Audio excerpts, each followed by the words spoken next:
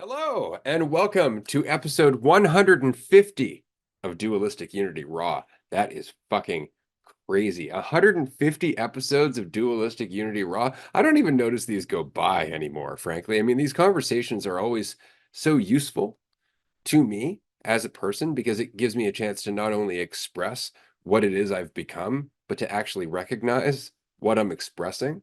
So there's a lot of learning that happens in these conversations. And I just want to say to everybody, thank you so much for being a part of that, whether it's in the comments section or on Patreon, leaving a comment on Instagram or TikTok or anything like that.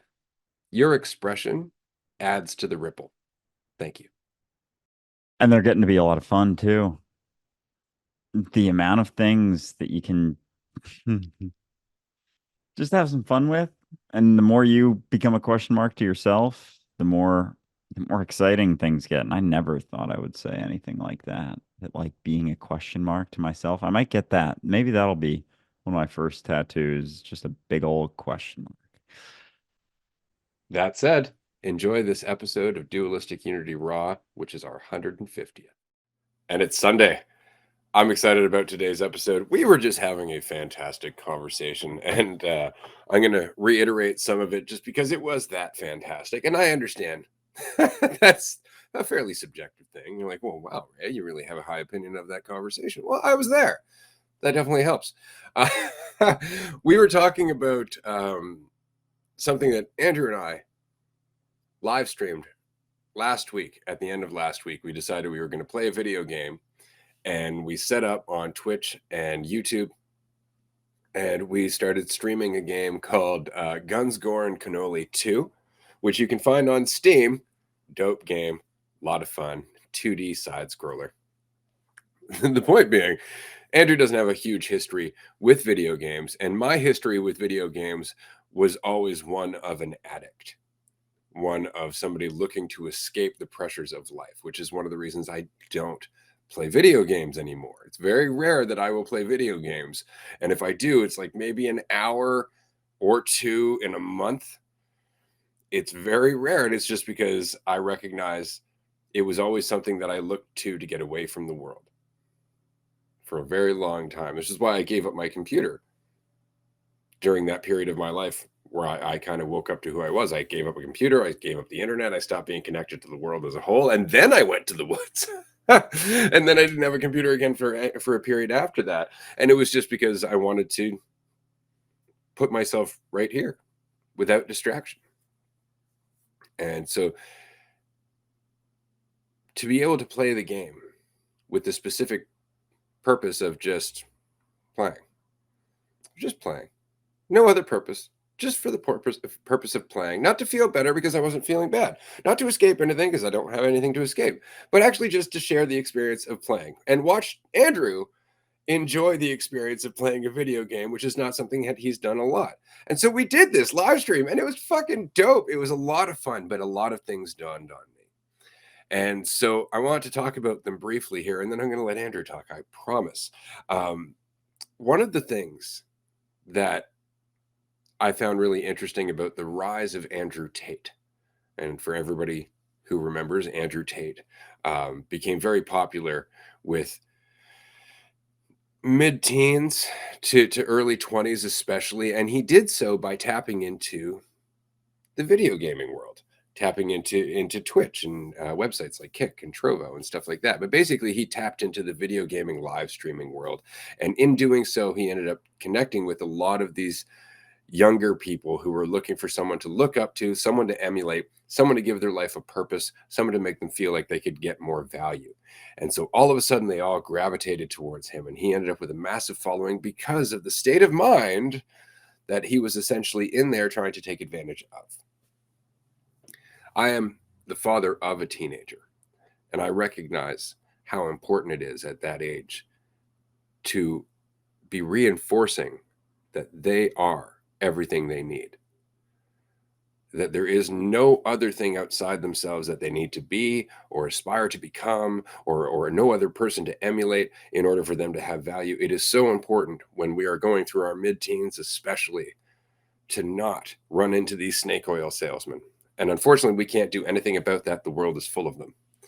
But I thought it was beautiful when we were playing this video game, as we started getting new followers and new viewers from Twitch, from the gaming community, and they were coming into the conversation listening to us talk about how, oh, kind of funny how we're taking this seriously, got to relax, we're getting kind of frustrated, but why what's on the line here? And so it's such a different conversation, a conversation about self-acceptance while we're just playing video games. And so all of a sudden there was a few new viewers, and they had never been exposed to that conversation in this world that they were used to. And so that really excited me. And then over the last few days, I've received a few messages from different viewers just saying it was really cool to see you guys just kicking back, playing a game. Because we always talk about the value of play. And in fact, this conversation is very much play to me. But to actually see a game in motion as it's happening, to see the two of us just fucking around, having a good time, and even, dare I say, getting a little caught up in ourselves from time to time, especially when those bastards won't die. There's that one big guy, man, who kept taking us down. That dude is a fucking machine. Anyway, the point is that it's a different experience, and I'm really looking forward to sharing more of that experience. I'm excited about this new phase of dualistic unity where we just get online from time to time, fuck around, and play a game. And we're even looking at a game where you may be able to join, viewer. You and some friends may even be able to play in a tournament style game with us or against the dualistic unity team. There's going to be more on this in the future. But I'm going to stop talking now. I'm going to pass it to Andrew and say good morning to all of you. Hi. Good fucking morning. Oh man, it's admittedly my brain, I feel like, has been going, the detaching, rewiring stuff.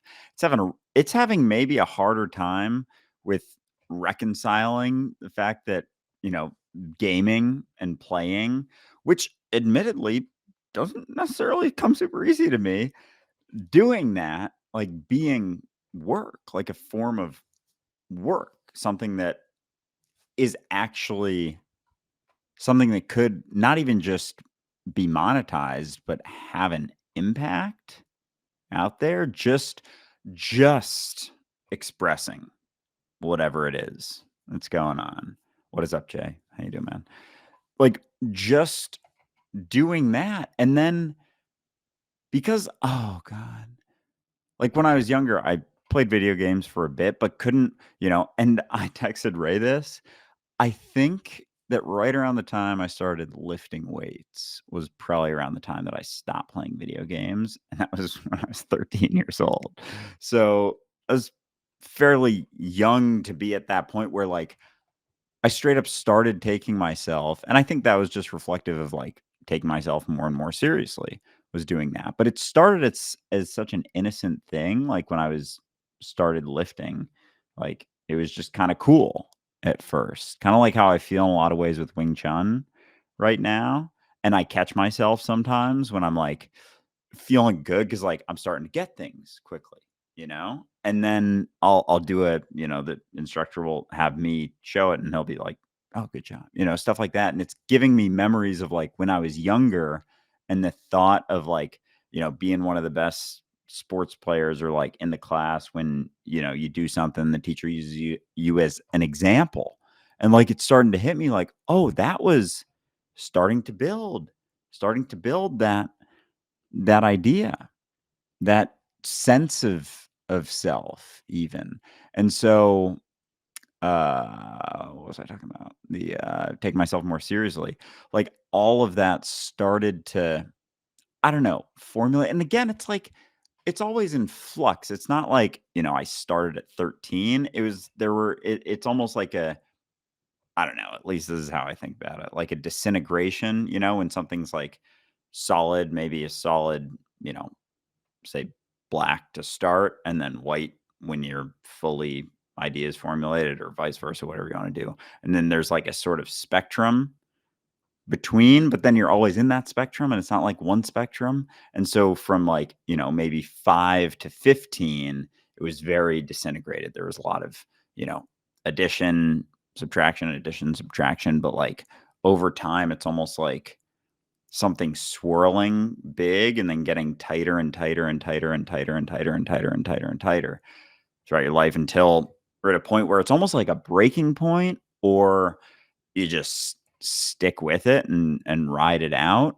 or you know, pull one thread and, you know, go through then the backwards instead of the tightening, getting tighter and tighter and tighter, the, you know, loosening and fucking tension and relaxation, all that stuff. And so this is all to say, I think I've been on 3 tangents throughout this, that playing video games was something I couldn't comprehend, like, being worthwhile, and yet the amount of experiences that I missed out on. Because, like, my little brother, for example, played video games way more than I did growing up, and he was online, he was with his friends, like, talking about stuff, and, like, that was a lot of just interaction even that I missed out on because I had this assumption about this thing, and now it's like, you know, later in life, maybe some of those early on interactions would have helped me with sides of my life now, and, like, would have helped, you know, help me in job situations or all of these things. Like, of course it does. So it's crazy how we'll just make this overarching idea of something and assume that there's something right or wrong with it. And even, you know, even in choose, and I'll stop there. I'm not going to go into that part, but yeah, just like that. Yeah. I'm stoked about the whole thing. I find it funny because you played baseball. What started as a game eventually ended up becoming a kind of work. It started trying to get you somewhere, and it stopped being play. But you know, in this case, it's just about keeping it play. Like the entire point is to let it remain play, and that's going to be fun. But we have so many stigmas against video games, and this is going to be a great chance to also talk about video games and some of the impacts of video games and some of the things to watch out for. I was actually thinking we should do a workshop, Zen and the Art of Gaming.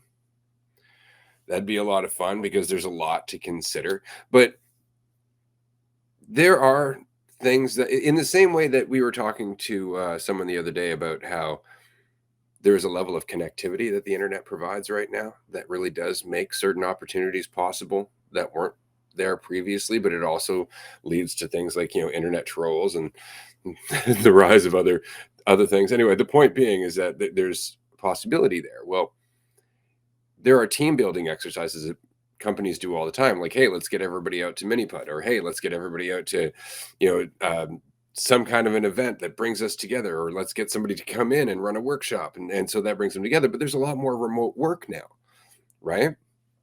Why not have a team tournament on some platform that allows for that?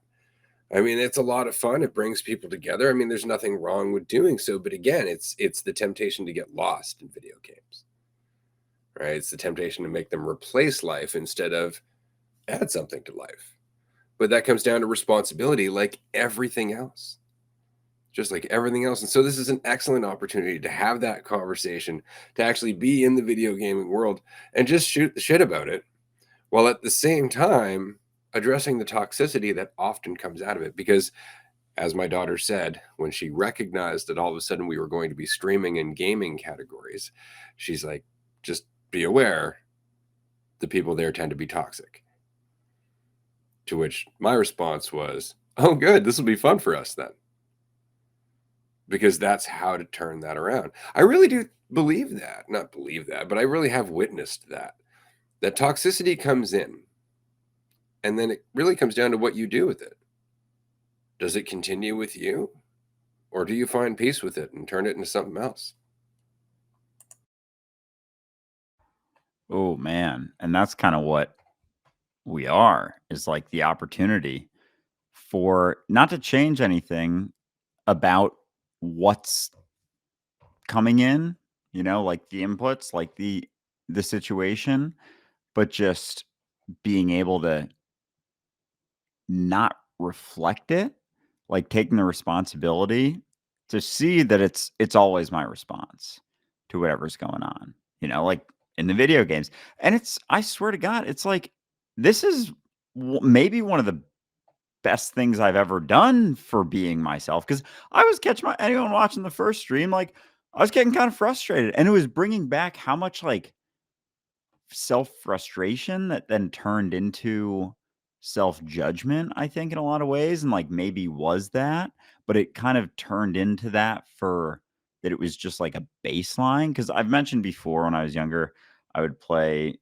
like tennis and fairly good, but then, as soon as something like missed a couple shots in a row, I would freak the fuck out. Like I would freak out to the point that I couldn't even keep playing. I would just like bash shots like over the net or over the fence, just like or just hit it, swing as hard as I could and like try and get it in, but like wouldn't give a shit.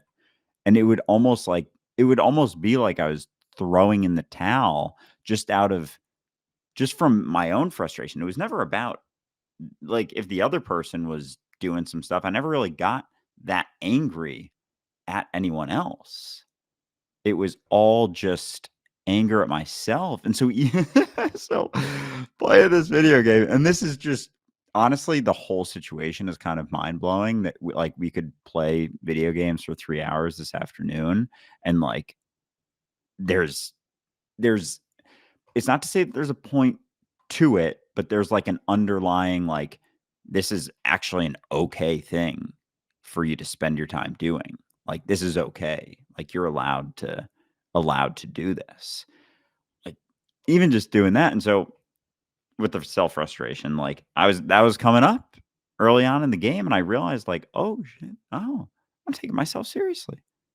I'm taking myself really seriously instead of it just being like, oh, and paying attention while being relaxed. Because like getting frustrated at myself, I'm not paying as much attention. And so it's straight up a practice and helping me to realize that, this right now we're on Raw doing this. Like this is kind of a video game in a different way. I'm just using a different, remote maybe. And, I kind of use my hands too, but yeah. So the whole thing is blowing my mind in a lot of ways.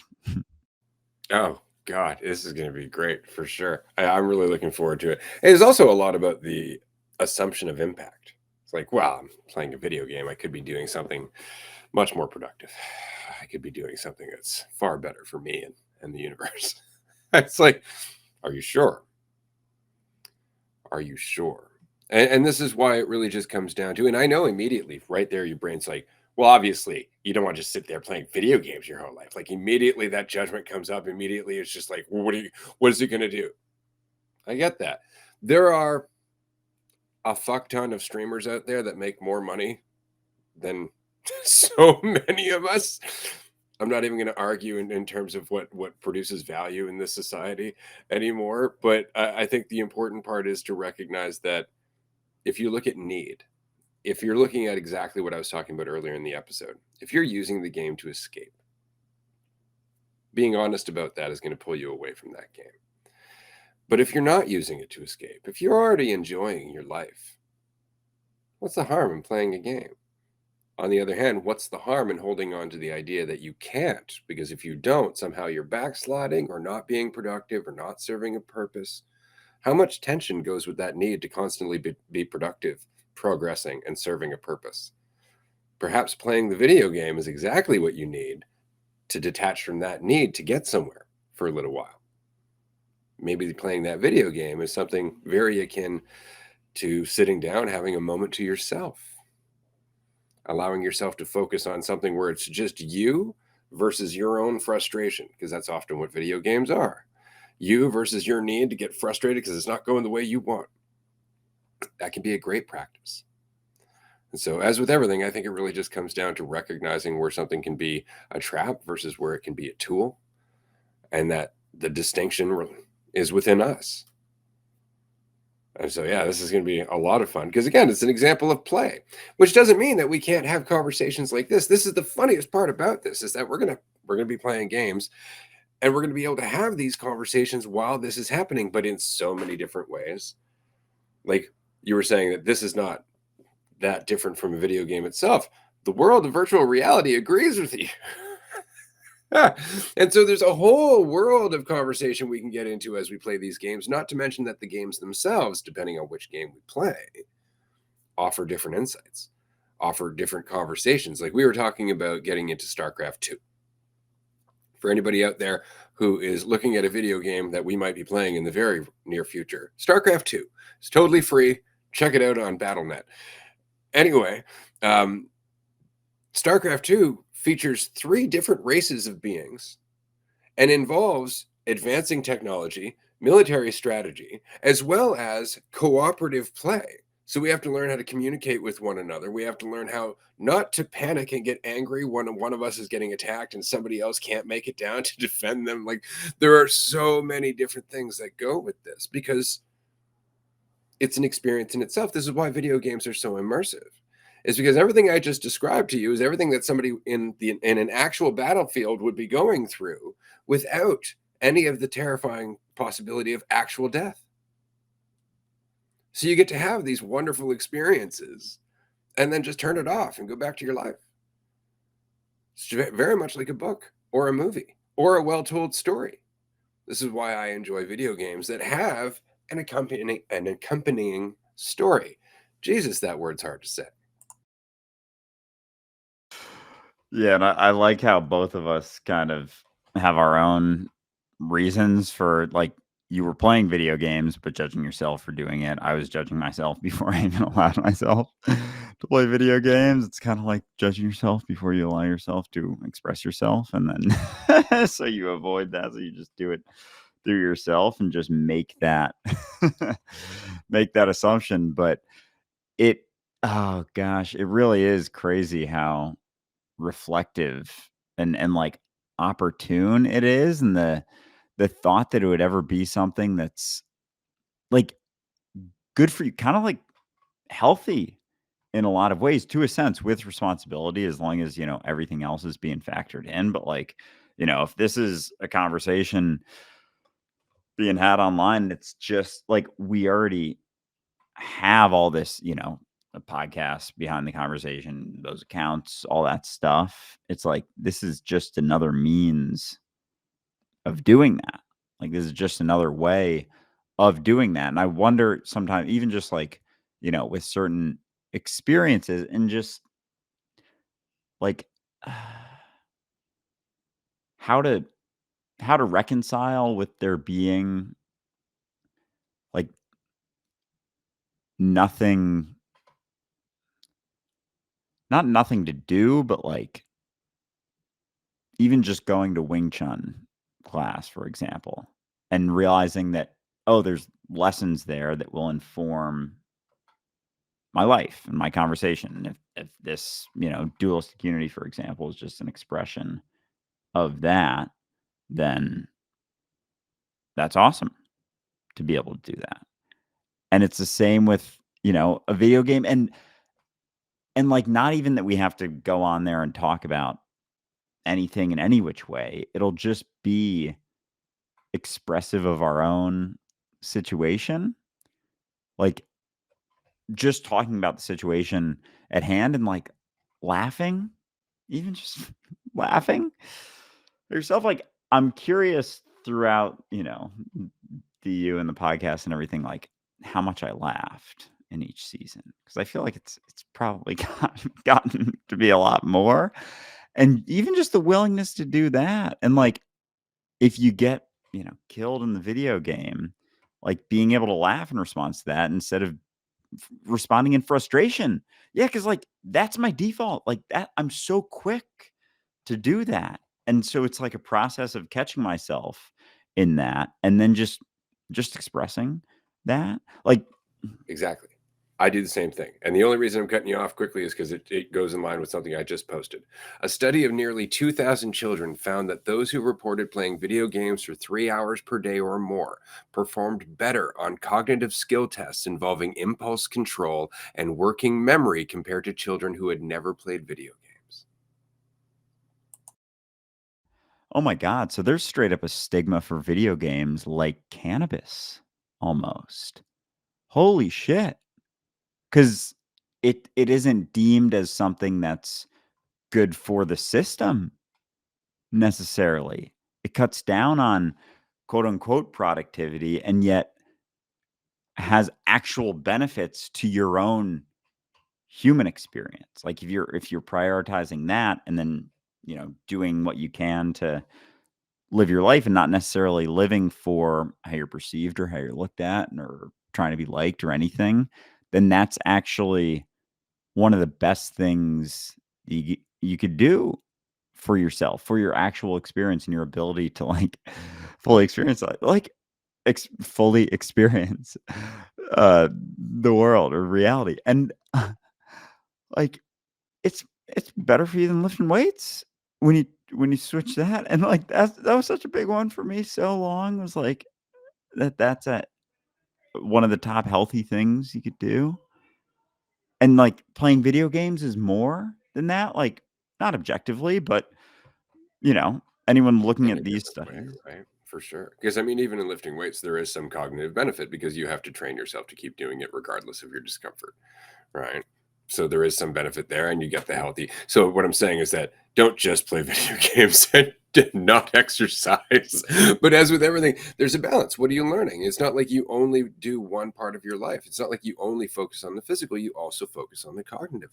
This is just one study. There have been previous studies that show that video games actually help people who want to go to medical school later on and become surgeons. It helps with hand-eye coordination. It helps with pilots, like a lot of this stuff. And it's just because there's a purpose there.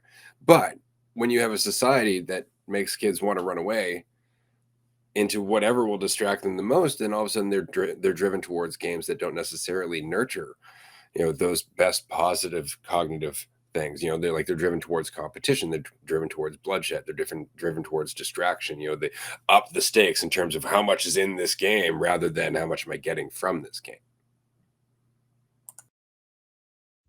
Right. And so that reminds me of just how much it's not necessarily what you're doing as much as the mentality that you have in doing it.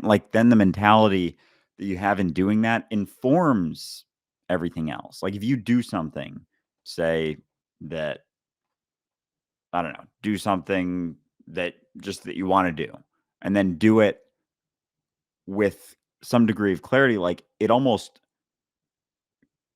directs you into things that are just make more sense. But as long as you're doing things and thinking that there is a right thing to be doing, you're going to keep searching for that instead of just relaxing first and chilling out and then taking a look at reality and being informed by your own state of relaxation instead of looking for it in something, like something's going to do it for you. And I think that's, oh my God, like the desire to feel better even is thinking that state that you could be in right now, if you stopped assuming that it's in another point, doing that is going to do it for you. Oh man. I've kind of assumed that with, I think, everything. At some point it's gonna do it. Like something is gonna do it. Instead of my entire life being an expression of where I'm at with that, despite it always being the case. Exactly, which ties into a question that we have here in the comment section. What kind of games would you say have benefits for mindfulness? All of them. All of them. All of them have benefits for mindfulness. But you'll notice that as you focus more on the benefits of that mindfulness, or as you focus more on the mindfulness itself, you'll gravitate away from certain games. Right. And it's just because you'll notice that those don't necessarily facilitate that path as well. And it's not to say that you can't use them for that for the same thing. Like there are games that get progressively more chaotic and more intense, especially first person shooter games. That you can still focus on that and just not panicking. Like to be able to go through all of that and not panic, to remain somewhat detached while that's all happening, is a hell of a skill. Right. And when you're while still doing your best and actually just being calculating and doing all things, that's a hell of a skill for sure. But you'll also notice that you're like, yeah, but it'd be also nice to slow that shit down a little bit. Maybe play something that doesn't require me to be tapping things like, person just going through a fit, because it really is like you're just hammering on buttons after a while, and as challenging and fun as that might be, it's not the only kind of challenging fun there is. And there are different kinds of games, which is why I like all kinds of different games. I like games that involve storylines. I like strategy games. I like all kinds of games. So it really comes down to what you're looking for. If you want something that's going to teach you something, I highly recommend Civilization. If you really want to learn in terms of like the history of mankind or how much shit we've done in our history, check out Civilization. Civilization is probably one of my favorite games, and it's because you start as a nomad tribe. I think it's in the year 6000 BC in some unknown part of the map, surrounded by the fog of war. For anybody who doesn't know, the fog of war is everything around you is dark because you haven't been there, so you don't know what it is. So you got to plant down a little settlement, and you got to plant it near a natural resource like a river or some food, because otherwise your settlers are going to die, right? And so after that, you got to like wander around, kind of explore. You run into some other tribes. Maybe they pass on a little bit of technology to you, like pottery or animal husbandry. You're that far back, right? And so then you start like growing your little civilization. You build another settlement, and then you form a little road. Now you've got some workers, and you've got a couple of soldiers. And are you wondering what animal husbandry is? I am. Yep. Yeah. Animal husbandry was when we learned how to breed animals for the sake of creating better breeds for our purposes. I say better breeds, like a true human being. Holy shit. Breeds that were more specific to our purposes, like cows, for example, that gave more milk, to the point now where we have cows where if you don't milk them, that's a serious concern, right? They didn't produce that much milk when they were originally cows from the wild. We actually had to breed them over time. Same with horses. We bred them over time to be stronger or faster or taller, right? That's why you have Clydesdale versus Arabian horses, which are much smaller and faster, right? We did all that. Same with animals or dog breeds. The pug, perfect example. That was something that we created because rich people who couldn't have children wanted something that looked baby like. So they bred dogs to look like that. So that's animal husbandry. It's a nice way of saying forcing animals to have sex.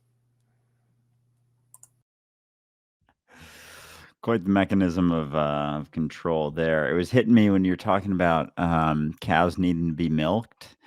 How much, like with, like we drink that, and it's a foggy liquid coming out of an animal, and it's just funny to me how like something like horse semen or something like you would comparing the two from a psychological standpoint is like, and I get that, like, the horse semen's used for life, but even still, like, it's just two substances coming out of an animal. Like, and I get that there's the component of our own and thinking about our own stuff and how it comes out, but like the two, they're like just things that come out of an animal, and we drink one of them with not even a second thought of like, it's kind of weird drinking this liquid out of an animal. And then the other one would be like, you would throw up immediately. But they're, yeah, do you know what I'm saying? Like, they're both kind of like from a more, if you just showed up on Earth today and you saw someone take a sip of each, be like, oh yeah, that's probably about the same thing. I guess the taste is different. I don't know, dude. I was just like, Probably oh a lot my. harder to milk the horse.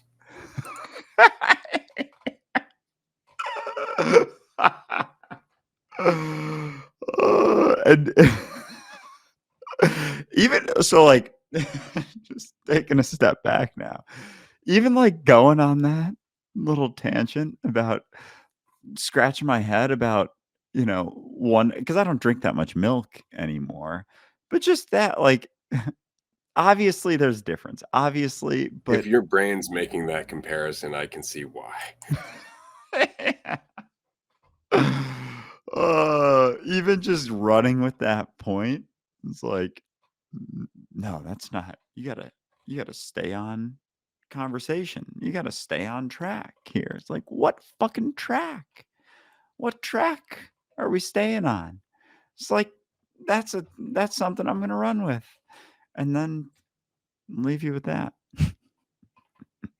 I can only assume it's because, when we're children and we go to mom for sustenance rather than dad, it teaches us a little bit about nature and how nature works. So I assume that we took from that template and went, well, where did this come from and how did it keep me alive versus never tried that before. So I'm just throwing that out there.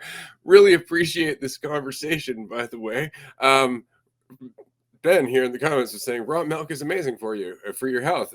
Actually, it's funny because raw milk tastes nothing like actual milk, like the milk that we get now, right? Because the milk that we get is pasteurized, it's boiled to shit to get rid of the bacteria, whereas raw milk actually has all that bacteria.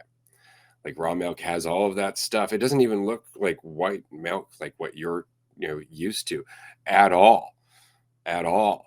The milk is very different. It's definitely got a taste to it instead of just tasting white. I'm very curious now about my mind's trying to wrap around like, well, what's it like? It's got to be similar. Maybe it's more of this, maybe it's this, maybe it's that. But I was the reason I was cracking up before was I was picturing how women breastfeed in public. If in an alternative universe it was the men cock, cock beating in public. Oh my. What would the signs look like for the rooms? Oh, just like all the fucked up. Maybe this, like, with oh god, this is going down a dark path real quick. Like how certain things are like most atrocious things that could happen. They're almost like a deviation of another universe where instead of going fuck, dude, instead of going to mom, we go to dad. And now it's like, all right, I think we gotta shift from here. I don't think we can go any further with this conversation because I don't know where that goes. There we go.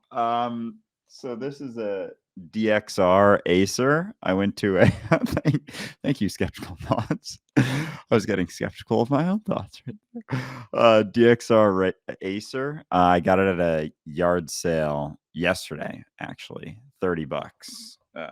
So not in incredible condition. The arm is kind of like straight up looks like someone took a bite out of it, but I'm guessing that's probably not the case, but then again, you never know. But it's a solid chair and I don't really care about a bite being taken out of the arm because it's functional and works well. And yeah, and I got a keyboard and a mouse also, so ready to fucking game. Hell yeah, that's awesome. I'm glad that you got a chair and a keyboard and a mouse. That'll definitely make your gaming life a lot easier. Raw milk is way more creamy and delicious, in my opinion, than pasteurized milk. I just want to say, if you have a source of raw milk, keep that shit on the down low because you may not be aware of this, but it's illegal. It's illegal to buy and drink raw milk. You cannot. It is absolutely illegal to even produce it and give it out to the public, and it's just something you should keep in mind. And I say this as someone who has had experience with people who have tried to distribute raw milk and were met with a SWAT team. Oh my god. Oh my god. I was texting you yesterday that I'm feeling more and more like I'm either in that this is either biblical times or a movie happening that someone's just like the world right now. And that certainly plays into that right there. Like SWAT teams showing up for real milk. Like what is the massive concern? Like that's insane. It's like someone going to a river and like scooping up and drinking some water and a police officer showing up with sirens blaring. Like, what the fuck? I don't even do you know why the SWAT team would show up Oh, for because them? it's a violation of health code, right? Oh yeah, for sure. No, somebody Oh my called them in and basically, yeah, they alerted the cops to them. They came in, they busted, they came in and basically raided the entire farm. what health code? Is that just the one that keeps milk Well, the you're way not it allowed to sell unpasteurized milk, except apparently in Pennsylvania. I wonder where else it's legal. But yeah, no, in Ontario, this is where this was 15 years ago or so. It was a significant thing. It probably still is. And again, it's a threat to the dairy industry as well, right? Like there's a good portion of pasteurization or the pasteurization process that's in the dairy industry. You'd be changing everything, right? But remember, Louis Pasteur, the guy that pasteurization's based on, said he was wrong afterwards. Before he died, he's like, I was totally wrong. And it's just because you're getting rid of all of the stuff that's actually good for you in the milk. Right? You don't pasteurize your mom's milk, right? And it's because it's a biological process, but we pasteurize the cow's milk. And it's not necessarily something that we have to do. And it's because of that bacteria. And it's like, this is why later on they're like, you should eat more yogurt, probiotic, all that stuff. It's because they get rid of all the things that were actually in the dairy that would have helped with all of that. Oh my God. So, oh man. And I appreciate when we get into these sorts of things because there's still a lot of things. I know you've looked into a lot of the deep dark pits of what the fuck's going on with reality right now and like all the crazy ass shit, like being able to sustain the dairy industry just because someone tried something, system was built on that. And then before the dude died, he said like he fucked up, and then what? The world was just like, or the country was like, oh, too late. We already have a system in place, and we don't want to change it. Yeah, Straight pretty up. much straight up. Yeah, because they're like, no, this sounds really good. What's wrong with sterilization? Oh man. And so mm, like sterilization goes into everything. Like it, as a mechanism of controlling it, as a mechanism of, you know, cutting down on the variables, making it Right very down to pink slime. Like pink slime, which would be like all the stuff that won't even make it into a hot dog. That's basically, scraped together, put down, made into a liquid, essentially. So it's just all scraped together and compressed and refined down to a liquid where it is then coated with ammonia or sprayed with ammonia to disinfect it, right? And then later on colored pink. That sounds delicious, doesn't it? And that goes into a lot of processed food. oh my gosh. So because you think of like laws and certain things, there's like the side of it that's like the criminal. I mean, it's all kind of criminal if you break the law. Oh gosh. Okay. Because I was thinking of it in like, physical way, like beating someone up, murdering, all that stuff. But those are handled in the same way that something that's illegal, like pasteurized or unpasteurized milk or smoking weed, is illegal just to maintain the status quo, just to maintain what's going on. Like all the laws are just like, no, this is it. And they're like the barrier that like can't go too far, can't it's like can't go too extreme in any emotional direction, or else you're out of control. And so even from the extreme of like acting angrily to the extreme of acting goofy, like there's an aversion to both almost in a similar way. Like the extreme of acting silly or crazy is like, oh my gosh, they've lost their mind, and that frightens me. Versus someone so angry that they start getting violent, almost frighten. I'm not saying frighten someone in the same wayness at all, but it's it's like a I don't know, like a similar aversion in a sense. And we, oh man. I just wanted to go back to something here because I think Ben tried to share a link. There's apparently a website to find raw milk near you. It doesn't show up in the comment section for me, but check that out for anybody who wants to. I wanted to throw back to what you were saying earlier about the powers that be, because again, you can wonder to yourself, is this is this nefarious? Is this the result of people actually planning this shit, or is just this the result of us thinking a certain way? And turning out and continuing, like pasteurization, perfect example. Okay, all of a sudden somebody says, hey, there are invisible germs that you don't know what they're doing in your milk. You don't want that. Just boil that shit out. And you, who are terrified of the unknown, go, that sounds fucking great. Then that person comes back later and says, hey, I was wrong. Those invisible things in your stomach, they're actually really good for you. And you go, that still sounds nasty. I'm going to keep boiling it now that I know that that's an option. Is that the result of some nefarious industry to keep pasteurization there? Or is that the result of us just being afraid of the unknown and our connection to everything else? Like, look at cannabis, same thing. They're so desperate to narrow down the purpose of cannabis to one or two elements. It's THC, it's CBD. It's like, actually, it's the 200 plus cannabinoids that are in the plant.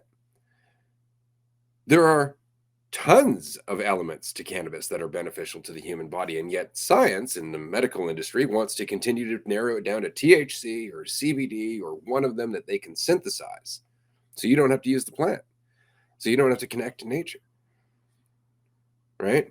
Exactly. And it's just because, again, we want to know the clean way to do it. We don't understand this nature stuff. Anything could be happening. You don't want to assume that we're actually part of nature and designed to interact with all of those things that could be happening. They're unknown. Therefore, we don't want any part of that. And so it's very interesting. And over time, again, like let's take pasteurization, perfect example. So all of a sudden now we are drinking milk that doesn't have all these natural ingredients in it, and so our body isn't adapting to it. We're having to take care of our stomach in different ways, perhaps not taking care of our stomachs the way that we were for so long, because we're talking thousands of years that we got used to cow milk. All of a sudden that starts to mess with our body. Now we start experiencing new illnesses because we're not absorbing food in the same way, we're not processing things in the same way. Changes everything about our system. We start resorting to the pharmaceutical industry, start resorting to the nutrition industry, start resorting to different types of vitamins. We start looking at all this stuff just because we've walked farther and farther away from natural foods. That's just milk. Let's talk about corn. Let's talk about half the things that we're growing that are now actual genetically modified strains, or not even genetically modified in the way that people think, but genetically modified over time. Because in the same way that we learned animal husbandry, we also learned how to cross strain different types of plants. And this is why most of the corn that's grown on this planet is all the same kind of corn rather than the 100 plus different breeds of corn that existed 1,000 years ago. So we've actually limited everything down to what we like, what we think is best, what we can produce the most of, what generates the highest yield. And we don't look at any of that as genetic modification, but it is. It's just genetic modification over a very long time. The difference between your Merlot versus your Chardonnay, or your Merlot versus your Cabernet Sauvignon, is genetic modification. Different grapes grown for different purposes, strained over time.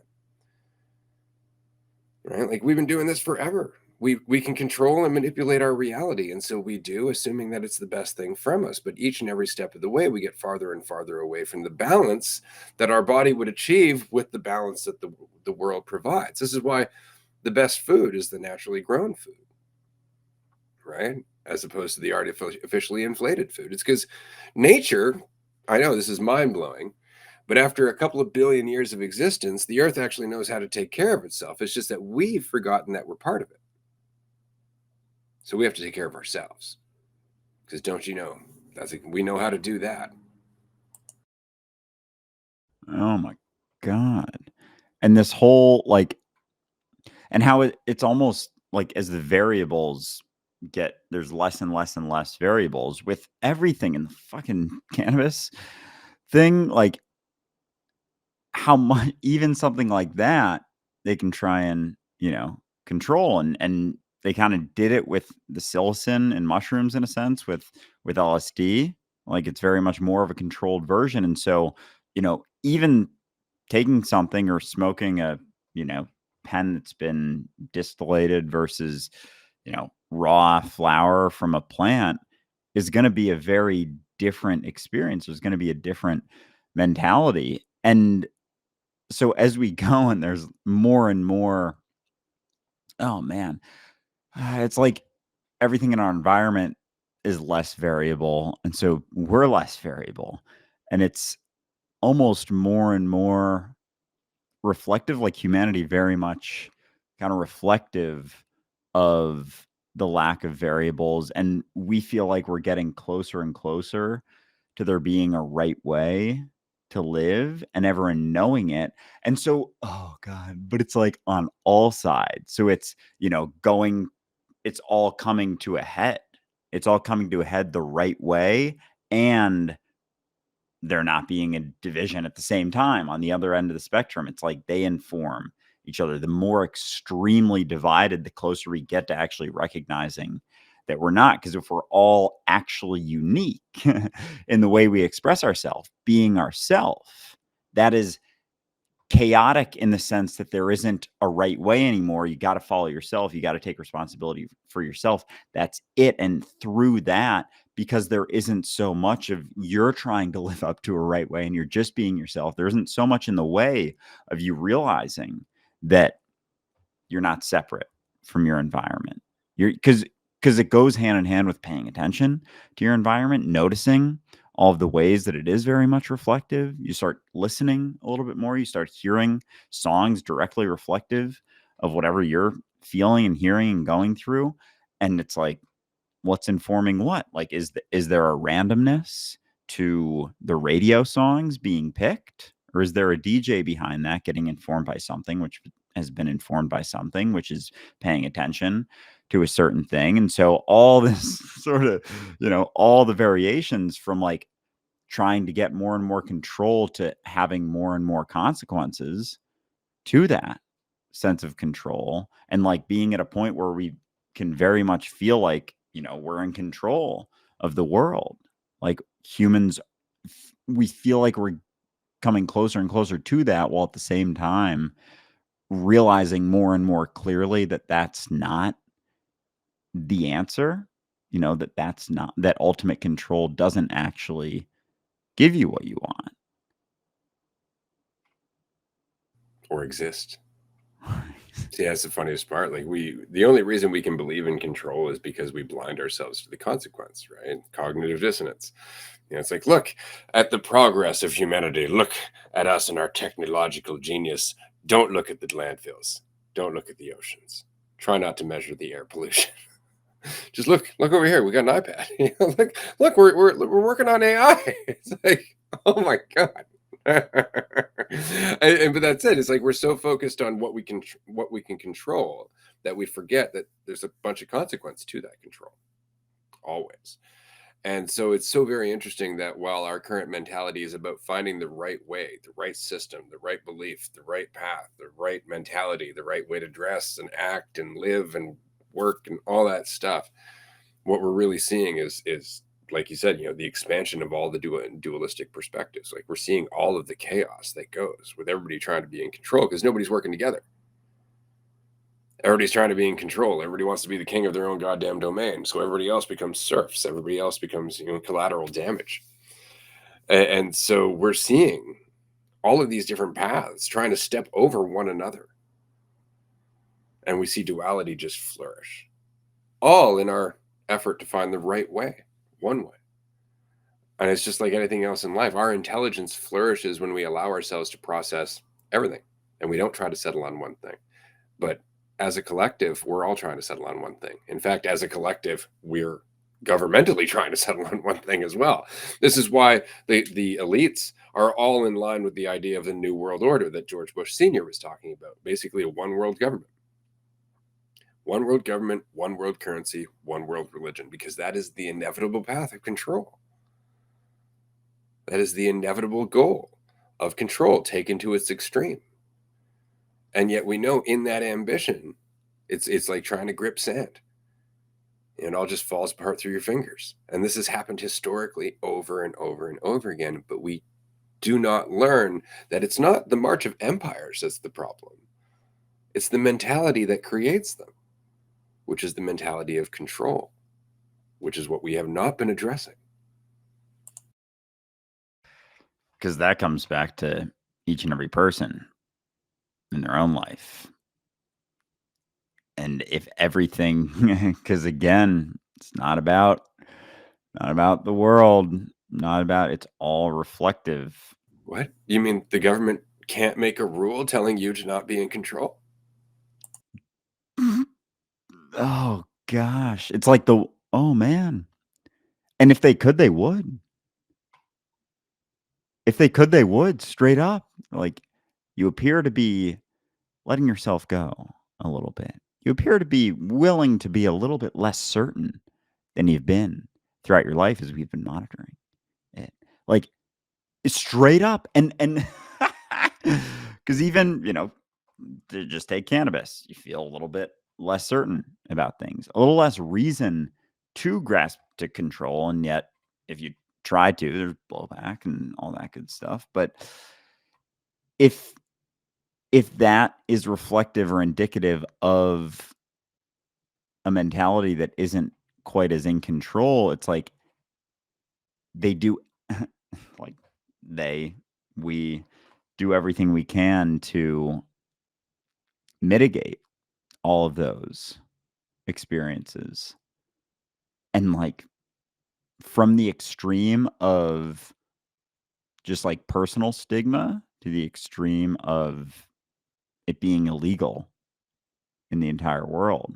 Like, if they can't take away your ability, your own personal responsibility, and like your own willingness to have a sway over your life and choice over your life and personal choice, even if they can't do that, which there has been areas that have tried to and have in a lot of ways and do, wait a second, and do in a lot of ways.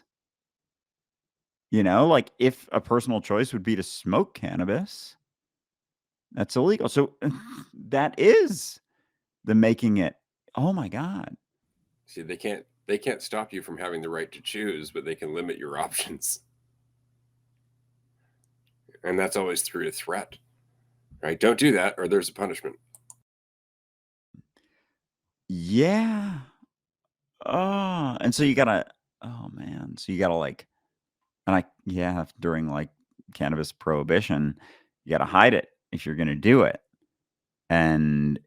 But you can't make a personal choice to do it necessarily. Not without risk. No. Yeah. Yeah, that's the thing, is like you're taking your life into your hands. Like that's the whole point, is it? And this is something that is the root of the revolution in the States, and the root of most revolutions is all of a sudden, the promise of comfort, or the promise of a penalty or comfort isn't enough anymore. Like, I'm just tired of giving this up. This is my right. This is my choice. This is why I say, like, it's not the government gives us rights. We give ourselves rights by being willing to fight for them. That's what gives us rights. We can do those things, and we're willing to fight for it. Whereas most of the time, we're not willing to do those things, and it's because we're being threatened if we do those things. But when the line all of a sudden comes, where you're like, go ahead and threaten, then all of a sudden a revolution starts taking place. Because this is the thing that the government, the powers that be, never want us to take in. There's a fuck ton of us and very few of them. Like a lot. There's a lot. Like, you ever see the movie Ants? Yes, I think so. Ants and Grasshoppers? I think that's the movie. No, Bug's Life. Bugs Life. That's the movie. Yeah. Bug's Life. Right. That. There's a point to that movie. And they're very much talking about the police state. Like, they're not talking about like organized crime. The grasshoppers are the cops. The grasshoppers are the government. The grasshoppers are the ones like, hey, all that work you do, we want our cut each and every year. You know, all that life that you would be enjoying if it wasn't for us dropping in once a year to collect your taxes or make sure you're, abiding by the bylaws or doing what we fucking tell you. Right? And that's what the point of that movie is. It's not about, organized crime. It's about the fact that the government is organized crime. They offer you protection unless you don't do what they tell you, right? Yeah, we'll have the cops come and protect your business unless you don't pay the bylaws. Then we'll come take your fucking business. It's really not much different than the mob. And it's all under a monopoly on violence. At the end of the day, that's why the government's in control. They have the guns. They have the most guns. They have the prisons. They have the lawyers. They have the judges. They have all the people who are going to fucking tell you that you are in the wrong and they're going to put you in a fucking hole. And as long as you're terrified of that, that's the life that you're going to live. And they know it. But again, it comes down to a point where people just go, I'm already in a prison. That's when they start to fight back. That's when they start to question the system, is when they start to realize that they're already suffering. There's not a hole that you could put them in that's going to make them suffer more than they are right now.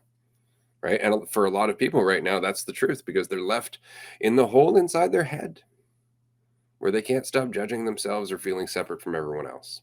So they've managed to build a prison, or we've managed to build a prison for ourselves that doesn't really have any walls outside the ones that we continue to create with each and every thought. Oh my God. I've never thought of the government as equally as impact. Like, it's always been kind of a built-in sort of thing to reality for me until, like, straight up right now. But if it's, take the mob versus the government, like, in my head immediately it's like, oh God, it's kind of like good guys, bad guys a little bit.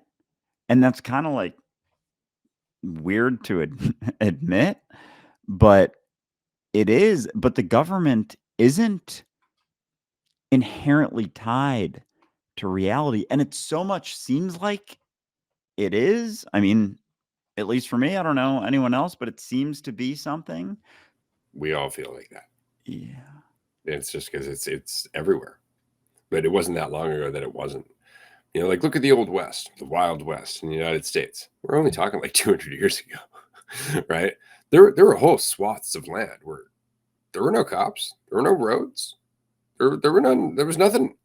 This is why, you had Western shootouts. This is why you had, outlaws and whatnot. They were outlaws because there wasn't a police state to catch them. Right? Like, that was the whole point. The police state was building. To them, they were just people. They were outlaws to the government that was like, well, we have laws and they have to abide by those laws. Well, why do they have to abide by those laws? Well, because this is our land. Right? And it all just keeps coming back to that egotistical need to control and own and dominate. And it really does. It's like, you can't do that. This is my land. I say you can't do that. It very much comes back down to, if you don't want to play the way I want to play, I'm going to take my ball and go home. Except in this case, I'm going to imprison you because this is all my fucking home. Oh my gosh. Like, how inherent it's felt to things, and it's not. Like, that's not, like, even in, talking about just, like, reality being what it, like, there not being a blueprint, there not being a right way. There's so much that goes behind that, and so, like, I discount even with police, like, growing up, my idea of police was like the good guys. Of course, because as That's long as you, their idea too. yeah, because like, as long as you're following the rules, like, they're protecting you from people who aren't following the rules. So no wonder there's the constant fucking judgment and wondering if I'm, doing the right thing, doing things correctly, doing things the right way. Having a plan and sticking to it, knowing how, trying to know how something's gonna go out of this deep fear of doing something wrong.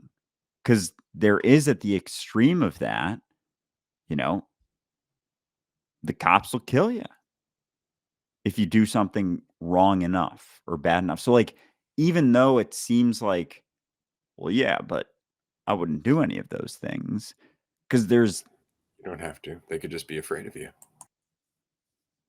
oh, Jesus Christ. And I know, like, you know, my upbringing and whatever situation I am right now impacts this a fuckload, but it's fuck, dude. It's like, even that, like, even, oh man, it doesn't even, you don't even have to be doing anything wrong. You just be something that they deem to be wrong. Oh, Straight up. And this is why, like, a lot of what I say in terms of going back to the root is what people consider to be controversial, despite the fact that it's not. Like, give you an example. Crime. Crime exists for a couple of reasons. One, there are laws. If there are laws, there are crimes. All right? But all of those laws are made to do what? Protect possession of money. And so if people are protecting their possession of money, it immediately creates scarcity, which increases crime. And so if you were to get rid of the money and the idea of possession, suddenly there would be less crime because there would be less laws, thus less criminals and less judgment, including self-judgment, which leads a lot of criminals to be even worse. And all of these things just cascade like dominoes throughout time.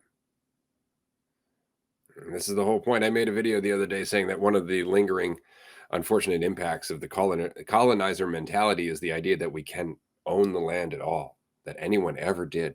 We are the land. To which somebody said, well, yeah, well, land ownership was something that was believed in by cultures, far before we learned to colonize. It's like, yeah, they're the ones that colonized. Everyone who didn't agree with that. Because everybody, if they didn't, there would be land right now that you wouldn't have to own. And there isn't. Every bit of land on this fucking rock is something you have to own. And it's because people who believed it should be owned and can be owned dominated the world. That's it. It wasn't always that way. We didn't always think that we could own the thing that spawned us. We didn't. That seemed absurd for a very long period of time. It seems absurd now. But if you look at good old King James version of the Bible, God says, you shall have dominion over the world. And that just validates everything in terms of our control, our superiority, our place at the top in terms of everything else. And that just validates the mentality that came before the King James Version. It's not to say the King James Version is what caused it, it was reflective of it. And so, again, this all just comes back down to control. But that's why I'm always very inspired by the fact that you're changing the world right now, you, the listener, just by letting go of your need for control and your belief that it could ever be attained. That's changing the collective mentality. It makes you less likely to be so brittle or in conflict with your neighbor, and that makes us more likely to work together and to start to grow without this fixation on a right path, the one way that we must live. We actually just start to live, and it starts with you. In fact, it's all about you.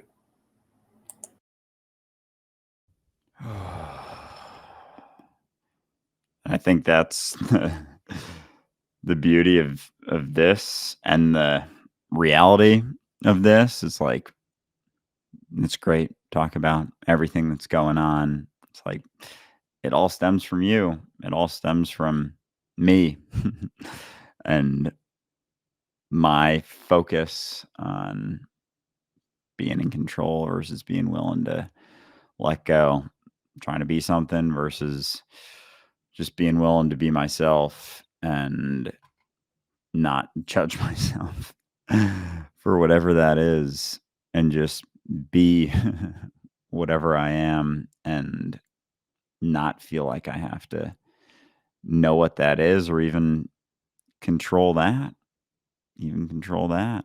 Like it's not it's not anything that's I mean, it's reflective and there's nothing to say even. There's nothing to convince me through all of the world, all of my lifetime that could tell me that reality isn't reflective of how I am, or I'm not reflective of how reality is. Like beyond childhood, I feel like that's when we're most at odds, or in our throughout our experience, been most at odds with the common mentality. But it was because we were kids. We didn't know any better. We didn't know any better than to just be ourselves. Fuck. And since then, it was just like reality was reflective to some degree of just where I'm at, where you're at.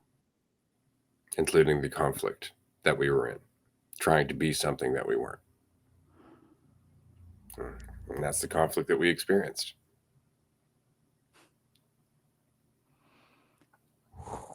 Yeah, this has been a good episode. I've definitely enjoyed this. We're going to continue on Patreon in 15 minutes. It's Sunday, which means there's a tier 2 call and a tier 3 call. Anybody who hasn't joined us on a Sunday, do consider it. It's definitely one of my favorite days of the week. The conversation is always very interesting and insightful and enlightening, and sometimes just downright fucking hilarious. I wanted to mention I talked to Trish from Fidelium over the weekend. Lots of new development there, and then we'll try and get into that tomorrow. I'm going to leave that here for now. We'll talk about it in tomorrow's episode. Exciting stuff, though. Thanks, everyone. We appreciate you being here. Bye, everyone.